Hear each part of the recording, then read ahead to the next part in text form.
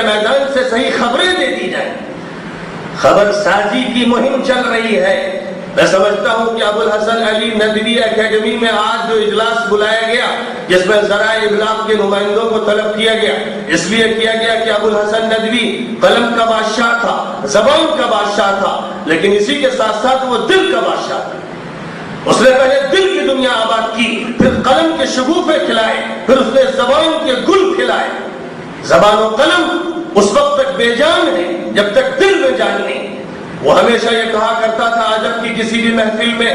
اور صحافیوں اور ادبا کے اور انشاء پردازوں کے بیچ میں وہ کہتا تھا، اقبال کی زبان میں کہتا تھا، نقش ہے سب ناتمام خون جگر کے بغیر، نغمہ ہے سودائے خام خون جگر کے بغیر. اگر قلم کی روشنائی تمہارے خون جگر سے نہیں تیار کی گئی ہے تو تمہارا قلم بیکار ہے، اسے توڑ دو. اگر تمہاری زبان سے خون جگر نہیں ٹپک رہا ہے تو اس زبان کو تراش دو، کاٹ دو. اس بکاؤ زبان کی دنیا میں ضرورت نہیں، اس بکاؤ قلم کی دنیا میں ضرورت نہیں. جو پیسے لے کر زمین بیچتے ہیں، قلم بیچتے ہیں، زبان بیچتے ہیں، وہ اس زمین پر بوجھ اور آسمان کی لعنت ہے. ضرورت ہے حریت فکر کے لوگوں کی جو سچی بات کہیں، جو واقعات کو سچائی کے ساتھ نقل کریں، جو حقائق کی ترجمانی اور نمائندگی کریں، جو حکومتوں کے گریبان میں ہاتھ ڈالیں، جو بڑی بڑی طاقتوں کو آئینہ دکھائیں اور یہ کہیں کہ اے خائنوں اور اے عوام کا استحصال کرنے والوں اور غلط پالیسی بنانے والوں، ہمارے قلم تمہارا تعاقب کریں گے. میں داد دیتا ہوں اس وقت عزیز برمی صاحب کو کہ سہارا کے صفحات انہوں نے استعمال کیے. اس وقت جو پولیس نے کارروائی کی حیدرآباد میں اور مالی گاؤں میں اور ملک کے چپے چپے پر جو کارروائی اس وقت کی جا رہی ہے، دھماکے کرائے جاتے ہیں ایجنسیوں سے اور پکڑا جاتا ہے ان لوگوں کو جنہیں مسلمان کہا جاتا ہے، انہیں پکڑ کر گرفتار کیا جاتا ہے، ان کا تعاقب کیا جاتا ہے، انہیں بدنام کیا جاتا ہے. اور بدنام کرنا مقصود نہیں ہوتا چند نوجوانوں کو، اس ملت کو بدنام کیا جاتا ہے، اس امت کو بدنام کیا جاتا ہے، اس کے قرآن کو بدنام کیا جاتا ہے. اس وقت ملت پر ایسے ڈکیت مسلط کر دیے گئے ہیں جنہوں نے اس کے آرام کو، چین کو حرام کر کے رکھ دیا. عزیز برمی صاحب نے طے کیا، قسم کھائی ہے کہ میں ان پولیس والوں کو ننگا کر کے چھوڑوں گا، میں ان کا تعاقب کروں گا، میرا قلم حقائق لکھے گا. پولیس نے کہاں کسی کو پکڑا، الزام کیسے لگائے، جیل میں کیا کیا، اذیتیں کیسی دی، کس بنیاد پہ دی، کون سی سی ڈی ملی، کون سا موبائل ملا، کون سا تم کو کارڈ مل گیا جس کی بنیاد پر تم نے تحقیق کا بلندہ تیار کر دیا اور کمزوروں کو اور بے گناہوں کو اذیتیں دے دے کر ان سے بیانات لکھوا کر یا خود بیان لکھ کر ان سے دستخطیں حاصل کی اور ان جیل کی کوٹریوں میں سالوں کے لیے ڈال دیا. یہ ظالمانہ نظام، یہ جابرانہ نظام، یہ پولیس ایکشن اور ظلم اور بربریت کا یہ سلسلہ چلنے نہیں دیا جائے.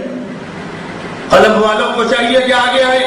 زبان والوں کو چاہیے کہ آگے آئے اور حق کی ترجمانی کریں اور ہر شہر میں، ہر ضلع میں، ہر صوبے میں تعاقب کریں خائنوں کا، مجرموں کا، قاتلوں کا، حکومت کے ناکارہ قسم کے لوگوں کا، پولیس کی بدماشیوں کا اور طرح طرح کی ایجنسیوں کے جرائم کا. ان کا تعاقب کریں، بے گناہوں کے پیچھے نہ پڑیں. کوئی مسئلہ پیش آ جائے دور دراز کے کسی گاؤں میں، ایک مسلمان کسی عورت کو طلاق دے دے تو شاہ سرخیوں میں اس کی طلاق کا تذکرہ ہوتا ہے اور روزانہ دلہنوں کو جلا دیا جائے تو ان کے جلانے کے واقعے کی نہ تفصیلات آتی ہیں، نہ سپریم کورٹ کی رگ حمیت پرکھتی ہے، نہ ججوں کی راتیں حرام ہوتی ہیں. کہ جس شخص نے یہ جرم کیا، یہ اپنی دلہن کو جلایا، اس کو برسر بازار سولی پہ چڑھانا چاہیے تھا. یہاں کا کورٹ نکما، یہاں کا دستور نکما، یہاں کا نفاذ نکما. اس نکمے پن کے ساتھ قلمکار بھی ایک ایسے غلام بن گئے جو روزانہ صبح اٹھتے ہیں، چند ٹکوں کی خاطر قلم کے افسانے لکھتے ہیں، تنخواہ دیکھتے ہیں،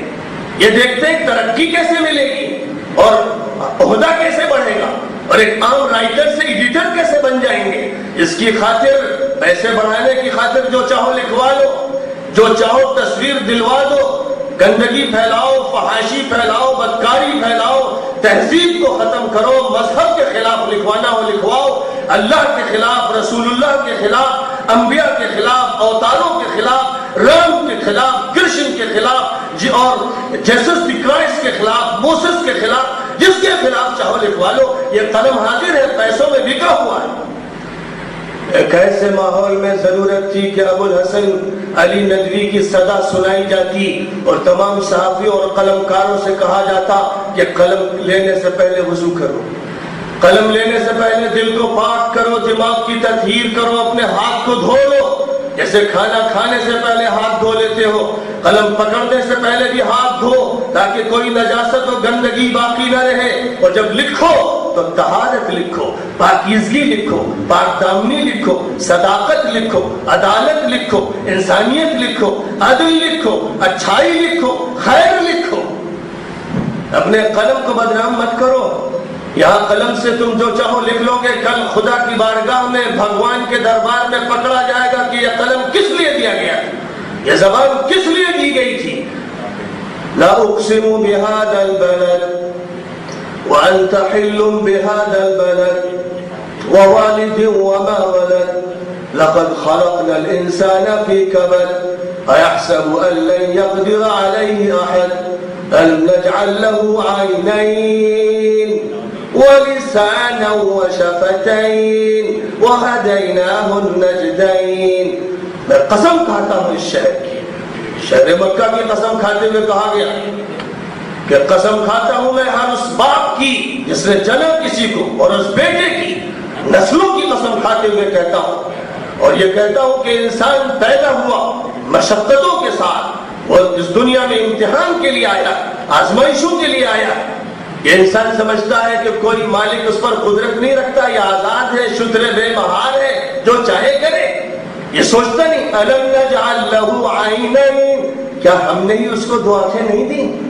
کیا ہم نے ہی اس کو دو آنکھیں نہیں دی جن سے پھاڑ پھاڑ کے دیکھتا ہے واقعات کو اور ترجمانی کرتا ہے جس طرح چاہتا ہے، دیکھتا ہے کہ ایک اچھا جلسہ بہت بڑے پیمانے پر ہو رہا ہے، لکھتا ہے کہ چھوٹا سا جلسہ ہوا مختصر سا، دیکھتا ہے کہ ایک چھوٹی سی بات ہو رہی ہے، بڑھا کے اس کو بیان کرتا ہے۔ الم نجعل له عینین ولسانا وشفتین، کیا ہم نے اس کو زبان نہیں دی؟ کیا ہم نے اس کو دو ہونٹ نہیں دیے؟ وہ اللہ یہ فرما رہا ہے اپنے کلام میں، زبان ہم نے دی، ہم اس زبان کو جب چاہیں گے گونگا کر دیں گے، آنکھیں ہم نے دی، جب ہم چاہیں گے اندھا کر دیں گے، ہونٹ ہم نے دیے، جب چاہیں گے ہونٹ سی دیں گے۔ اگر تم خدا کی نافرمانی کرو گے اور قلم غلط چلاؤ گے اور زبان کا غلط استعمال کرو گے تو ڈرو اپنے مالک و پروردگار سے کہ وہ زبان تالو سے کھینچ لے گا یا زبان کو منہ میں رکھے ہوئے تمہیں گونگا کر دے گا۔ اور اگر غلط دیکھا اور غلط دیکھ کر تم نے غلط ترجمانی کی تو آنکھوں کی پتلیاں روشنی سے محروم ہو جائیں گی، پھر نابینا بن جاؤ،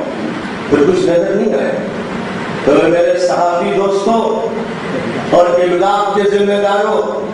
تم میڈیا کے لوگ ہو، اور میڈیا کہتے ہیں واسطے کو،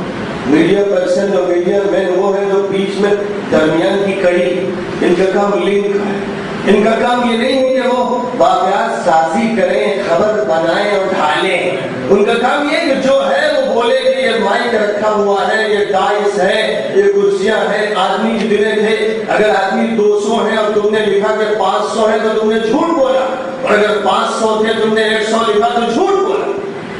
جو آنکھوں سے دیکھو، دل سے سوچو، دماغ میں جو بات آئے اسی کی ترجمانی کر دو، تم میڈیا مین ہو۔ لیکن کیا ہم یہ نہیں جانتے کہ اس وقت میڈیا کا رول سب سے زیادہ خطرناک ہے؟ دنیا ایک ولیج بن گئی، کمیونیکیشن کے جو ذرائع ہیں وہ ایسے جدید ٹیکنالوجی کے نتیجے میں آ گئے کہ موبائل سے، انٹرنیٹ سے جہاں سے چاہیے کنیکشن کر لیجئے، سیٹلائٹ سسٹم ایسے ہو گئے کہ بس ریس کے ذریعے، شعاعوں اور کرنوں کے ذریعے سے اور ویوز کے ذریعے سے آپ یہاں سے لے کر ہزاروں میل کے رابطے کیجئے، نیچے کیجئے، اوپر کیجئے، دبیز سے دبیز، اور بڑی موٹی موٹی دیواریں بھی اب حائل نہیں، اور سمندر اور پہاڑ بھی حائل نہیں، بہت سے انکشافات ہوتے چلے جا رہے ہیں۔ 1400 سال پہلے قرآن نے یہ کہا تھا کہ زمین بولے گی، تو زمین بولنے لگی۔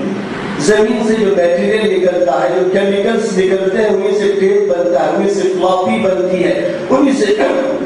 ساری ٹیکنالوجی وجود میں آتی ہے۔ ایک زمانہ تھا کہ لوگ سمجھتے تھے کہ دو ہونٹ کے اور جبڑے کے بیچ میں حرکت کرنے والی زبان بولے گی تو بولے گی، لیکن ایک زمانہ آیا کہ خدا نے اپنی قدرت سے دکھایا کہ ہوائیں بولیں گی، ان میں فوٹو تیریں گے، کیمیکلز بولیں گے، پلاسٹک بولے گا، دھاتیں بولیں گی، اور گویا تصدیق کر دی گئی اللہ کے اس کلام کی۔ یومئذ تحدث اخبارها بأن ربك أوحى لها، اس دن زمین بولے گی، اس کا چپا چپا بولے گا کہ اللہ نے اس کو یہ پیغام دیا کہ آج تمہیں بولنا ہے۔ انسان کا جسم بولے گا۔ ظاہر ہے کہ جو قادر ہے اس پر کہ گوشت کے ٹکڑے کو بولنے کی صلاحیت عطا فرما دے، وہ قادر ہے اس پر کہ پلاسٹک اور لوہے اور مختلف کیمیکلز کے حصے کو بولنے کی قدرت عطا فرما دے۔ آج بول لیجئے آپ جو کچھ بولنا ہو، لکھ لیجئے آپ جو کچھ لکھنا ہو، خدا کا قلم بھی لکھ رہا ہے۔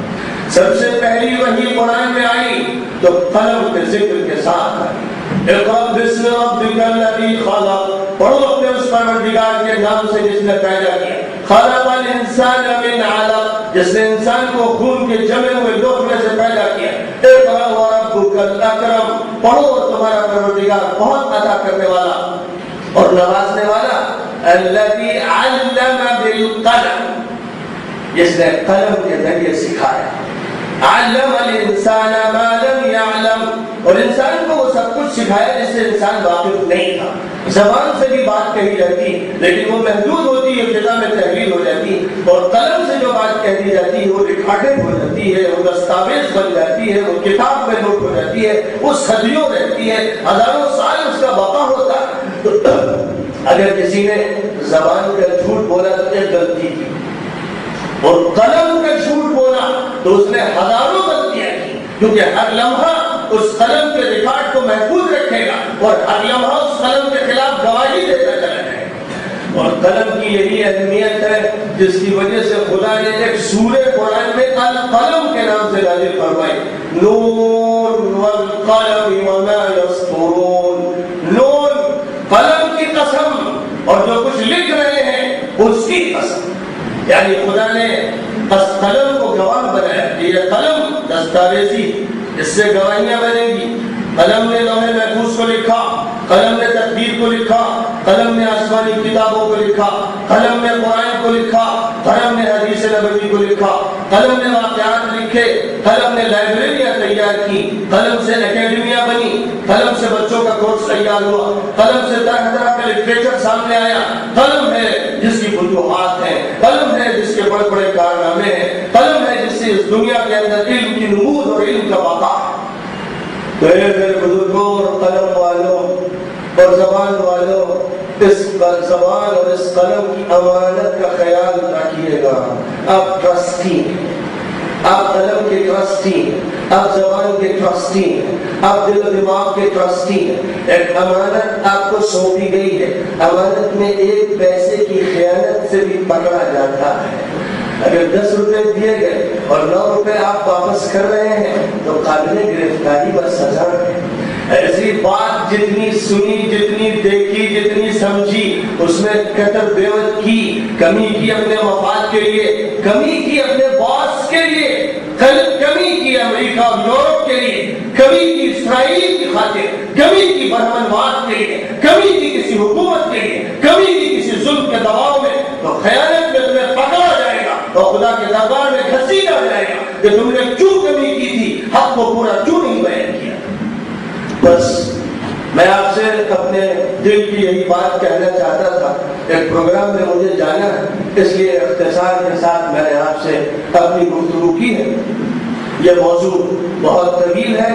اور انشاءاللہ آپ گفتگو کو سنیں گے، مقالات بھی پیش کیے جائیں گے، لیکن میری درخواست ہے کہ قلم اور زبان والے اس امانت کو کبھی بھی اپنے ذہن سے نہ نکالیں، دھیان میں اس امانت کو رکھیں اور ہمیشہ اس ذات باری تعالیٰ کو، اس اللہ کو جو دیکھ رہا ہے اور آپ اسی کی قدرت کی بنیاد پر انگلیاں چلا رہے ہیں اور زبان ہلا رہے ہیں، اس سے غافل نہ ہوئیے گا۔ وہ پوچھے گا کہ ہماری نعمت کے ساتھ تم نے کیا کیا۔ بس اس جواب دہی کو ذہن میں رکھتے ہوئے قلم چلائیے، زبان چلائیے اور جرنلزم کا کام کیجیے اور میڈیا کا کام کیجیے۔ اگر اس طرح آزادی کے ساتھ اور اپنے رب کی غلامی کے ساتھ یہ کام انجام دیا گیا تو امید ہے کہ مستقبل میں اصلاح کا دور آئے گا۔ حالات بدلیں گے اور خیانت امانت میں تبدیل ہوگی اور جہل علم سے بدلے گا اور ظلم انسانیت کی شکل میں انسان انشاءاللہ نمودار ہو جائے گا. وآخر دعوانا ان الحمد للہ رب العالمین.